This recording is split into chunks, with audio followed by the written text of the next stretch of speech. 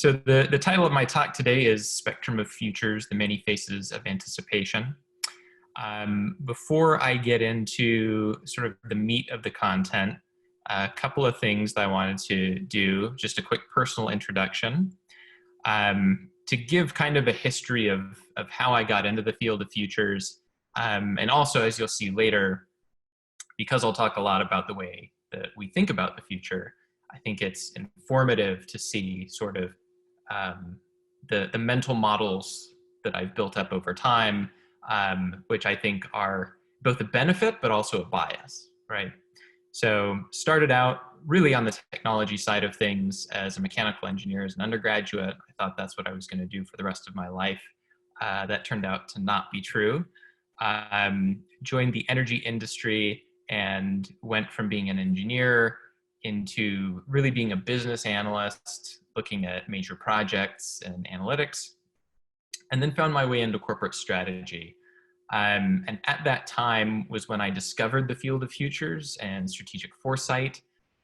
Didn't realize that people got paid to do that kind of work and that kind of thinking, and decided to go all in and get a graduate degree at California College of the Arts, focused on strategic foresight.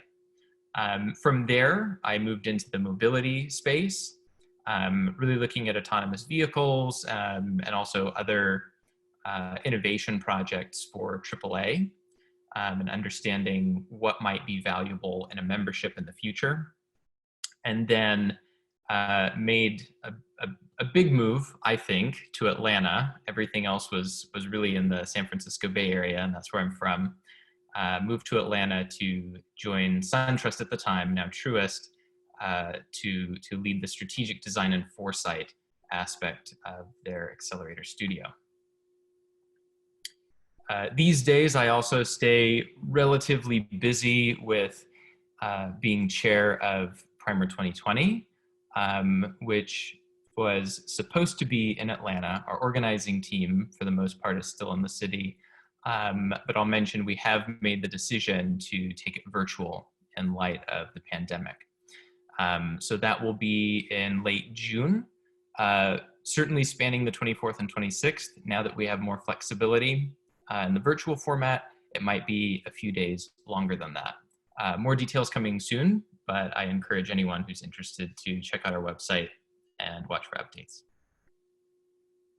So here's what we'll cover in this session today. The scope is really to talk less about specific tools, less about application of futures, and really more about the mental models. So we'll talk a bit about how anticipation is everywhere. What are some of these different ways of thinking about the future, or approaching the future? How those methods are diffusing and cross-pollinating to an extent, and how this looks in organizations and what that might look like going forward, and in particular in the innovation space.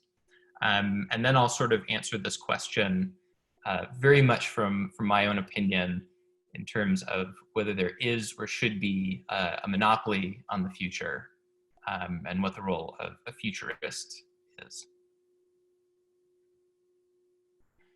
So I don't think I have polling capability, but I would ask everybody who is watching to consider this question of how you would identify as, in terms of the way that you think about the future.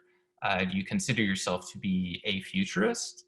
Do you find yourself leaning more toward technology and being a technologist? Do you approach the future as an artist, a designer, or just as a human being, or in some other way?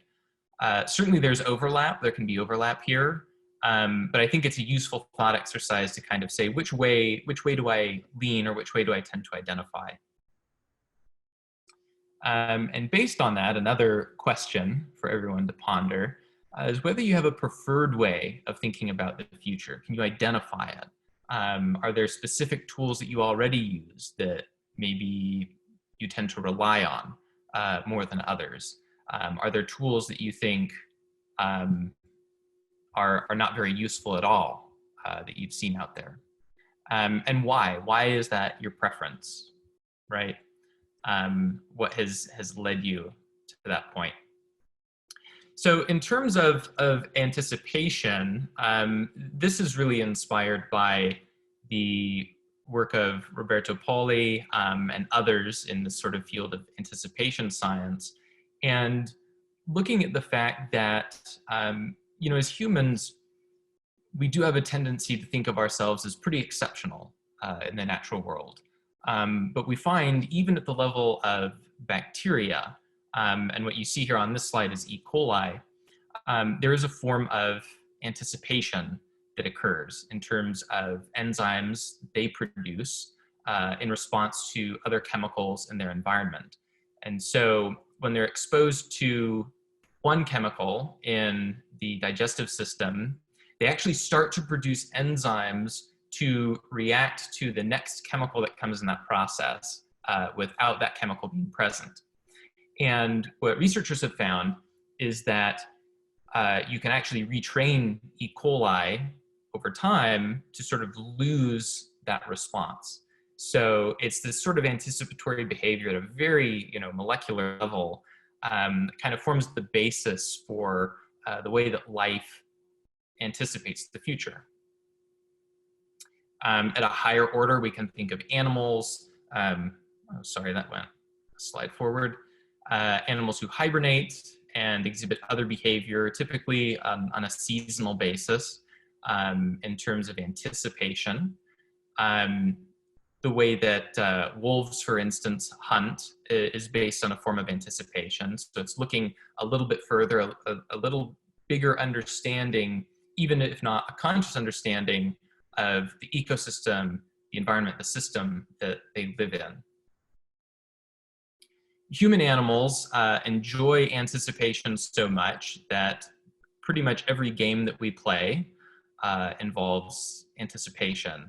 And what makes it fun is that we don't know what the future is, right? So we employ tactics and strategies as a way of trying to create a certain future outcome. But the joy is in sort of that randomness, some of the variables that make it interesting. And then, of course, things that humans are designing now in terms of machines. This represents a neural network. Really this idea that technology now, a lot of what we think about is how to make it better at anticipation. AI, of course, is a component of that. Quantum computing can also be said to be a part of that. And really having these robust ways of modeling reality and then having ideas about what comes next based on that model. So this has formed really the basis for my thinking around futures and the way that people think about the future is this work by Riel Miller and others. Riel is head of futures literacy at UNESCO.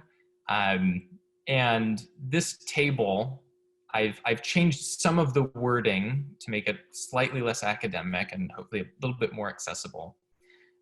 This table is really a great starting point to base our ideas of what are the different mindsets involved in thinking about the future.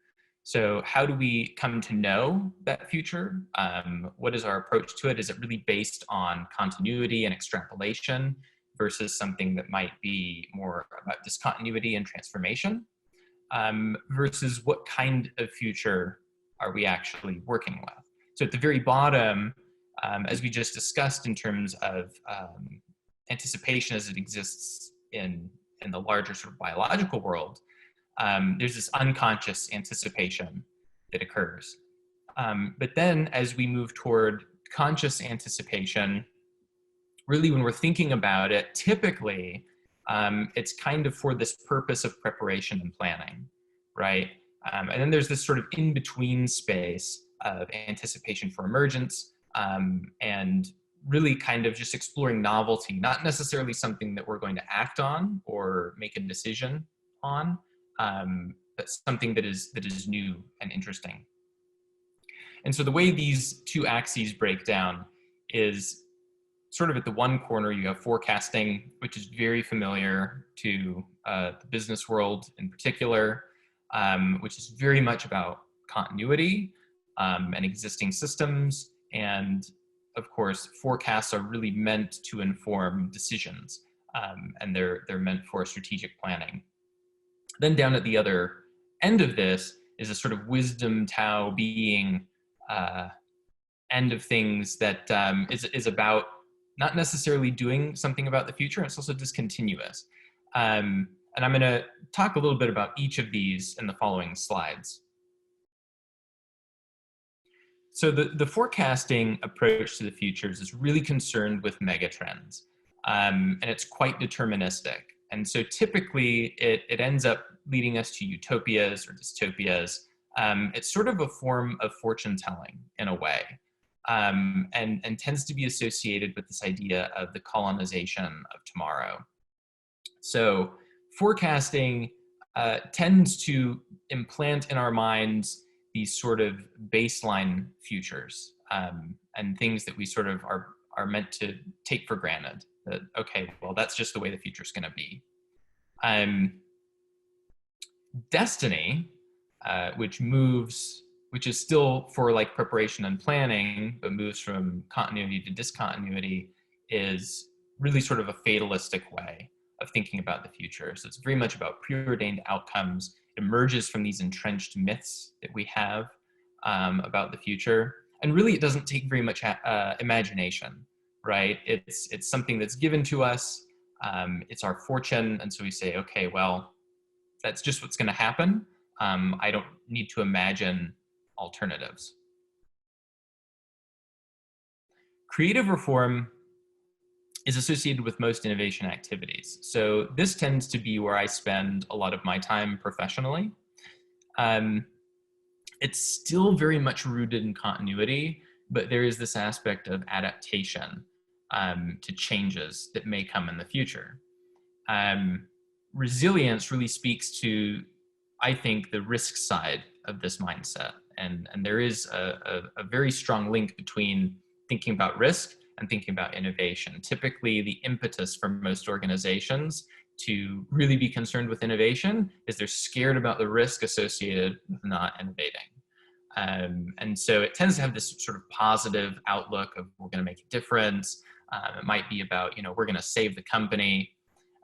So this is the creative reform approach that we tend to find in these settings. Self-improvement is a very introspective sort of practice and tends to be focused on consciousness raising. So we go from this ephemerality to a normative future. And the idea here is that we're getting a little bit further away from specific plans and actions, but we're still thinking about this discontinuity, right? This sort of transformative change that we might be able to make, that's not just an extrapolation of the way that things are or the way that we are as individuals. Strategic thinking is sort of, I like to think of this as sort of the advanced business track. Forecasting is a very, very basic way of kind of approaching the future, whereas strategic thinking gets to this level where you're thinking about those signals in a graph in the context of the broader ecosystem, right? And trying to understand the dynamics, the parameters of that paradigm, as it says on the slide. And so it's about sensing the environment and making sense of what's going on. So there is some repetition, but we recognize that there's going to be variation. There's going to be things that we don't expect, such as a global pandemic. And then this wisdom Tao being spot is one, this is one that I personally have struggled a lot to understand from the literature. And it could be a nature of my sort of past as an engineer and a business person, that I tend to think very much on this side of continuity, and also kind of things that are meant to make a difference, like for making a decision. But this one, I think the best way I have of describing it is really with the image that is the background of this slide, which is a painting by a North Korean defector artist called Sunmu. And I highly recommend looking into his work if that's your thing. But the idea there is that what he represents through his art is something that is very, very rooted in a particular time and place, right? It's not necessarily something, it's not an experience that's easily scalable. The experience that he's had of defecting from North Korea and his sort of imaginations about what a different future might look like for the world in maybe like a unified Korea. So what he's doing is not necessarily prescriptive of particular actions that he's expecting people to take, right? But it's a provocation. It's creating a new language, a new dialogue for us to explore futures and maybe come up with some things to do. But even if we don't do anything, it does affect us and it affects the way that we think about the future. So this is my sort of rough attempt of putting the different approaches sort of between business and technology and design into this grid. As I said, forecasting, I think, is something that's relied on heavily by business, but certainly more on the side of operations. Business strategy also uses forecasting, but tends to lean more toward the strategic thinking end of things. I'll mention here, I think it's funny, that placement in a row that says not doing. In my own personal experience, I've seen a lot of strategic plans end up on shelves and organizations not doing anything about them, which is unfortunate. But I think what it does is it speaks to something that's been missing for a lot of organizations, which is really where I think strategic design and innovation plays a role and can kind of step in to build this bridge and address that gap in the creative reform space. Speculative and design futures I see as moving really as far away as possible from continuity to explore discontinuity, and tends to kind of straddle this novelty and not doing space. And if applied in an organizational context, hopefully there is a way of translating that into actions, which kind of explains that positioning. Science fiction, something that really is not intended to make you take an action or to build a strategic plan, but really is about exploring these discontinuities, including things that are, very much outside the realm of what is physically possible. And I think technologists tend to sit in this nexus of kind of the more deterministic side of things. I think Moore's law is an interesting example of that, of sort of taking for granted this idea that everything is going to advance exponentially without necessarily thinking about the physical limits and really where that might hit more of a discipline curve.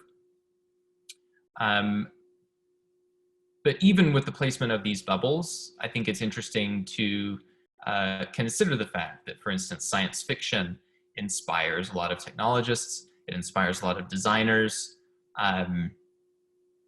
Business, obviously, it's not a clean line between strategy and operations, right? There is this sort of fuzzy gray area. So as much as these have sort of clean lines for these circles, I think there's a lot of blur, there's a lot of overlap. And that kind of brings me to this idea of diffusion of methods, right? So I think anyone's particular background or specialty informs kind of the way that they think about the future. But there's this insight that can be unlocked when we take this introspective approach and consider how does that make us personally biased, and what can we learn by reflecting on our way of thinking about the future that can help us approach others and their way of thinking about the future in a way that we can collaborate and build better futures.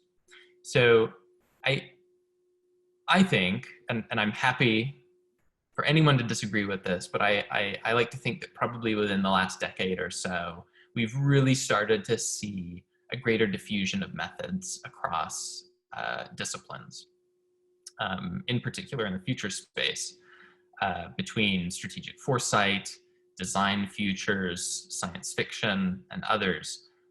So this slide presents an unresolved mapping of speculative design put together by Elliot Montgomery. And the background is a number of the other graphics that his graphic inspired. And so the point here is that there are a lot of different ways of slicing this. There are a lot of different ways of trying to make sense of how these different things fit together and where they overlap. And I think really the important thing is just to recognize that they do overlap, and we don't necessarily need to figure out where those clean lines are, but we can accept that there's so much that we can learn from people who are outside of our discipline. So I just want to touch on a few of these and kind of the nature of the futures thinking involved in them. So for science fiction, right, I mean, it's in the name. Science fiction is explicitly fictitious. So it really isn't trying to pass itself off as like, this is what the future is going to be. It involves a lot of imagination and tends to be an inspiration for people, whether an inspiration of what a positive future could look like, a utopia, or a future that we really want to avoid, some kind of dystopian narrative. And one of the key things that goes into this kind of work is world building. And I'll mention of world building, this is a subject that here in Atlanta, several months ago, we did a speculative futures meetup that was focused on world building, and who we had come in and speak to a group of designers and strategists for the most part were folks who produce an online science fiction webcomic. So they talked about how they approach world building from the science fiction background. And then we had a discussion a bit about, okay, well, how can we take some of those tools and use those in our design practice? How can we use them in an organizational context and really use them to better tell the stories that we want to about the futures that should be pursued? Strategic foresight, very much about megatrends and signals. It explicitly tends to avoid fictional elements for the sake of being credible. And these tend to be pretty deterministic scenarios. They're meant to inform decision-making. We put labels on these scenarios in terms of what's probable, plausible, possible, and preferable. But these have been really the mainstay of futures in the business context. Speculative and critical design, on the other hand, I think tends to involve some fictional elements. It's really meant to kind of stretch us to the edge of what's possible and maybe make us consider things that we didn't think were possible but might be, but aren't necessarily futures that are intended to inform a strategic plan. They're about sensing and questioning, and they're provocative, right? They start the conversations that might lead somewhere, but they might not.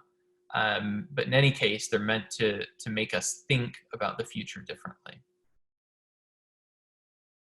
And then design futures is something that I think is relatively novel in terms of being something that's labeled and that organizations are starting to pursue. And this is really about blurring those lines between speculative and critical design and foresight.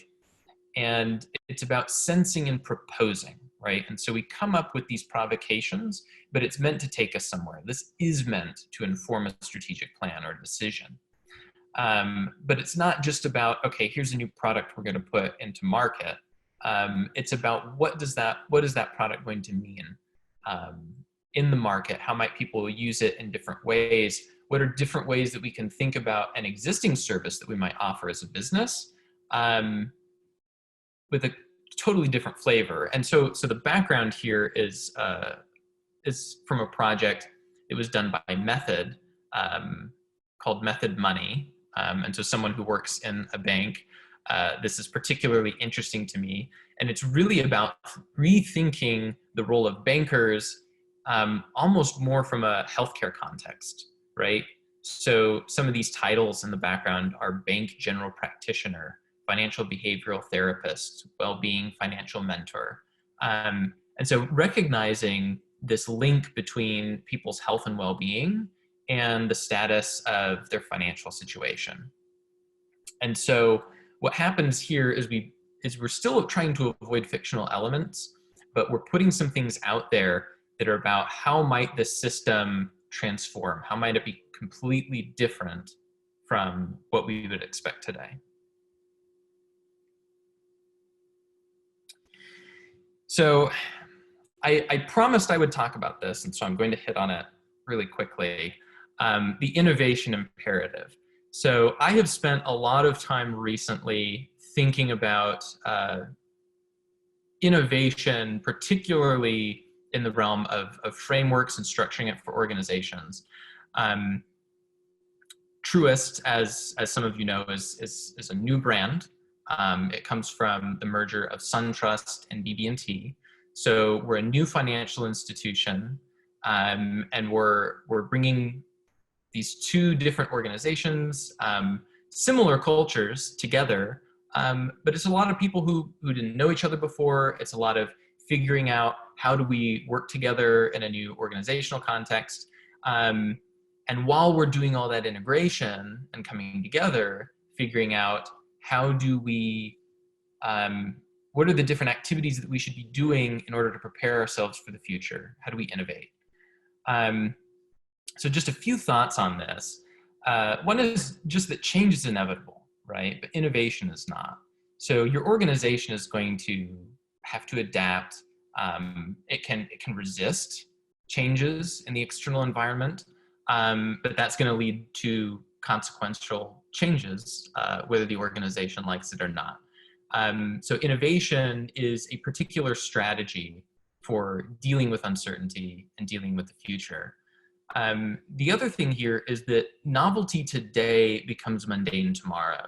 And so when we think about what the innovation function of an organization looks like and what activities it pursues, it's important to keep in mind that just because people have Amazon Alexa and they have these voice interfaces, that we can't just go out and put any kind of voice interface into the market and be like, this is the coolest thing ever and no one's done it before.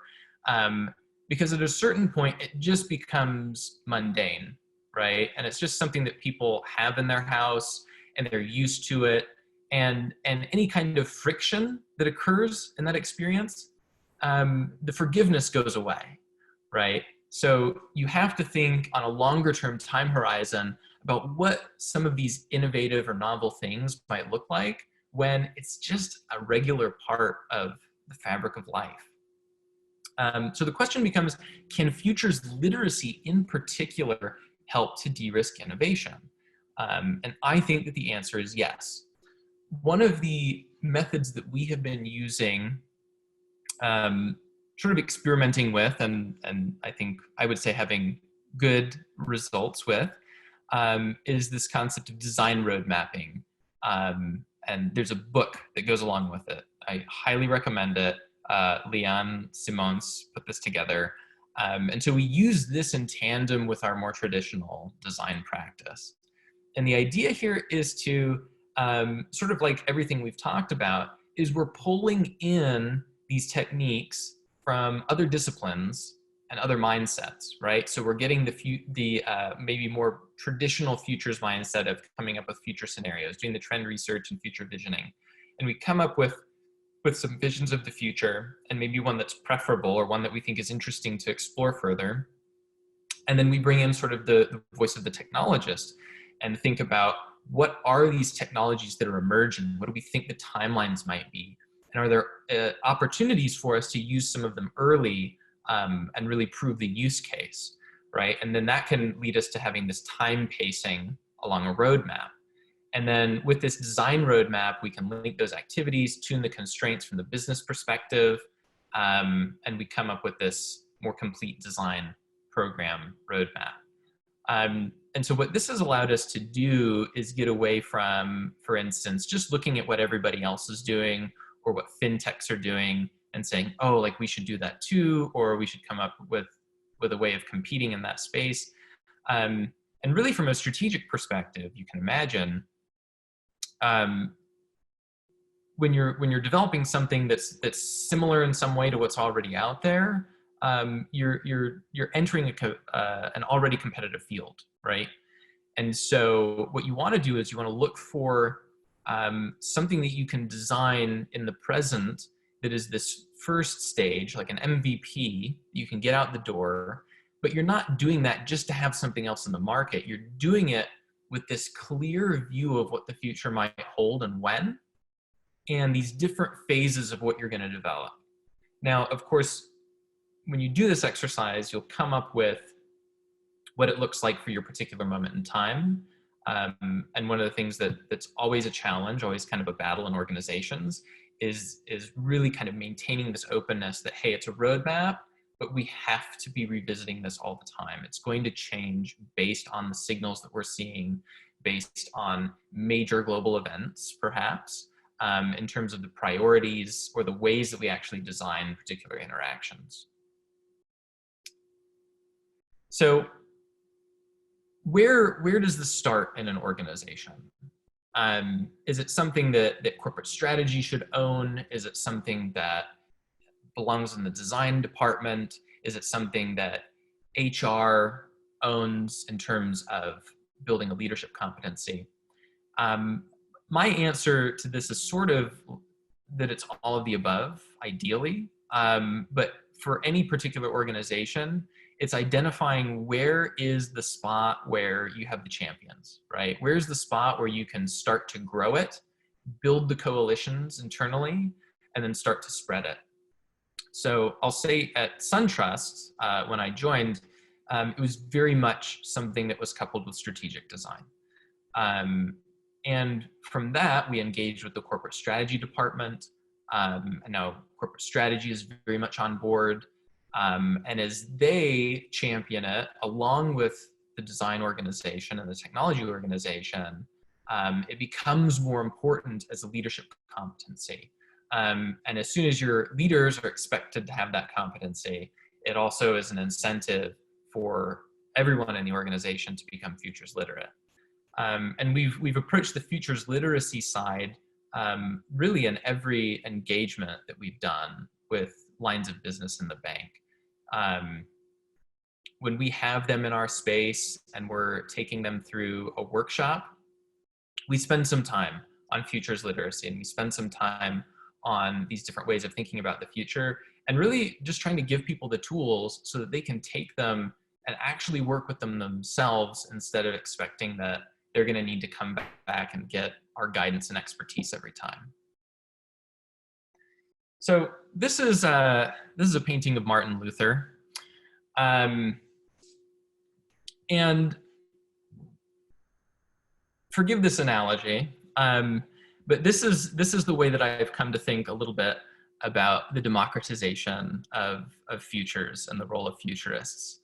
And from a spiritual perspective, Martin Luther and sort of the movement of the Reformation was in part about sort of disintermediating the relationship of an individual with God, right? And so I think that oftentimes there's this idea that, oh, like a company needs a futurist, or maybe there's a feeling that we need a department for this. And I think it's an important way to start. Often is to have someone who is expert come in and train and help build the competency. But I think futurists also need to be careful to not become that intermediary between everyone else and the future. So we live in a time where we don't have to wait for the printing press. We have the internet, we have all of these ways of communicating these tools, sharing these tools, and empowering people to develop their personal relationships with the future instead of having to go to the futures clergy or the futurists for that information and inspiration. And it moves people away from that idea of destiny, right? And just saying, okay, well, if an expert said it, then it must be true, that must be the future. And I think it's so important for people to develop that personal relationship with multiple futures and thinking critically about what the future might hold. And this is the last bit of my soapbox, I promise. This is a quote that really inspires me and is what keeps me really just so passionate about this field. This quote from Richard Hames last year, he said, "It's time to face an embarrassing truth that we have found the enemy. It is us. The real world remains mostly untouched by our futures work," right? And it's something that he says here that we should become aware of, really, and reflect on that. And he sort of admonishes that it will take integrity, courage, and determination to transcend the status quo. And I really think that we're at a moment in time, maybe especially now that there's a pandemic, to open up these conversations and to help people feel more empowered with respect to the future, so that it's not just something that they feel like happens to them. And as we do that, as people who are futures literate, that is a way, that sort of reaching out, that collaborative approach is a way for us to adopt a new foresight practice and put it into the world. So now what? I would encourage everyone to think about how you think about futures, do that sort of metacognitive exercise, come up with some ideas about ways that might make you biased, or maybe there are some other tools and areas that you want to explore and you can focus on those. I encourage everyone to empower others to future and to do it together.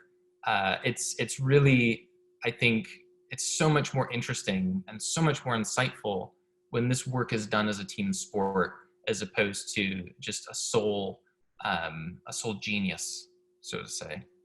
And finally, please feel free to get in touch with me. LinkedIn is generally the best way to connect. But tell me what I'm missing. Give me feedback. I love this field, and I'm always, always, always interested in having more conversations about where things could go, and ways that we can do this better. And with that, I'll say thank you and open it up for questions.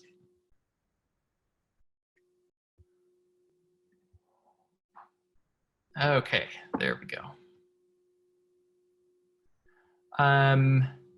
The Korean artist, I will mention his name again, Sunmu, S-U-N space M-U. There's also a documentary, I think it's on Netflix, about his work, which is really fantastic. What kind of sources do you recommend to do a deep dive in the topics that you mentioned? Any books as well? So certainly, I would encourage everyone to look at the ones that I mentioned. Riel Miller has a few papers that are in PDF format that are available online, that really get into the weeds of futures literacy.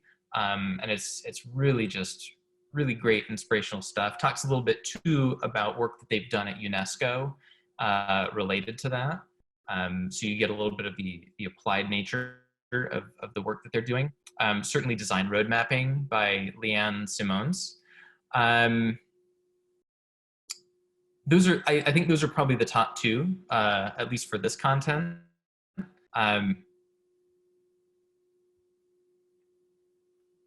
see. Apparently, a science fiction story on a utopian future is more of a reflection of the context, time, and place in which it was written, not of the future it predicts.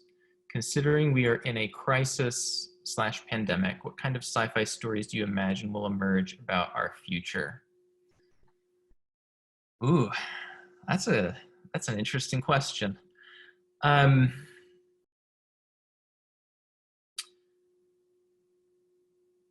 You know, it's hard for me to say. I would like to think that, because some people have sort of described what we're going through now as almost like oh, this is like an episode of Black Mirror, right? We're experiencing to a certain extent this dystopian scenario. My hope is that we'll come out of this and maybe skew more utopian, and we'll kind of take this lens to what can we learn from this, not about technology, not about you know, what organizations should look like and how they should be prepared. But my hope is to see more science fiction stories that are about how we really maintain our humanity and look out for each other in futures where we have to deal with bad things at a global level. Yeah, I think that's all I'll say on that one. Great question. Let's see. How do we monitor technology trends simultaneously with changes to the global workforce and improve our understanding of the relationship between these two things? As organizations and policymakers try to gain future insights, what new data set do we need to explore in an effort to think differently about the future? So the way of monitoring trends simultaneously, I'll point to the sort of maybe more traditional strategic foresight practice of horizon scanning, where basically you're looking at just all trends, right? And so we categorize those in STEEP or some other categorization, but STEEP is one of the common ones, which is society, technology, economy, environment, and politics, policy. And so I have found that by having that as kind of the database and the starting point, and realizing that trends that you see are not going to cleanly fit into one of those categories. They'll span multiple categories. It's a way where you start to look at these trends across technology and across the way that organizations are designed, and what policies are doing to really force the hand of organizations in some cases. And it can help you to think less in that siloed way about what's happening with technology, right? You say, okay, I'm just gonna do a deep dive on AI and get like really up to speed on that. But if you wanna know the implications, you've gotta look at what automation is already doing. And then you've gotta look at, is there anything being introduced at a policy level? And even if it's not like a document or a fully formed policy that's been introduced, trying to sense like what are the conversations going on in policy circles, what are the conversations going on just in the media and between people. And I think as you start to sort of recognize that blurring, then you can kind of stay abreast of both of those things at the same time. And so the second part of that is, as organizations and policymakers try to gain future insights, what new data set do we need? So what new data set do we need? I think it's a combination of recognizing that we have a lot of different data sets already now in terms of like literal data sets, but recognizing that those don't tell us the full story and they don't contain answers. They contain some insights, but we also have to be very critical of those insights that we derive just from data, because they might hide something that we can only get from doing some other kind of observation, whether that's ethnographic research or otherwise. So I think that really what organizations and policy makers need to do is find that nexus between here's the data and here's the stuff that we can gather on aggregate really well and make some assumptions and get some insights. But these are the things that we've also observed. And this is how those things come together and what they might tell us about the future.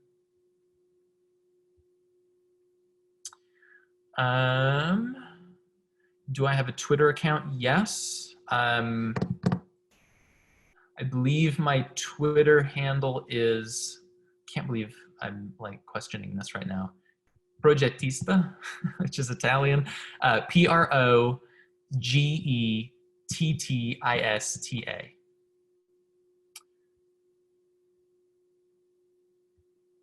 Let's see. Is there a particular blend of these modalities of futuring that you see emerging out of this diffusion that really excites you? I would say the particular blend that I'm most excited about is probably design futures. And that may have come through a little bit in the presentation. I think the Design Futures initiative is doing some really interesting things, and has been fairly effective in creating an accessible space for everyone who's interested in futures. So through the Speculative Futures meetups that are all over the world, and through the Primer conference, it has just been so fascinating to see people from all disciplines show up to these things, just curious and wanting to know more and wanting to meet people. And so I think that Design Futures space is the one that probably intrigues me the most, of pulling not just design and business together, but futures as well. And making sure that we create this space for conversations about novelty and ethics, and really challenging the decisions that we make in organizations with respect to whether it's good for the world or not.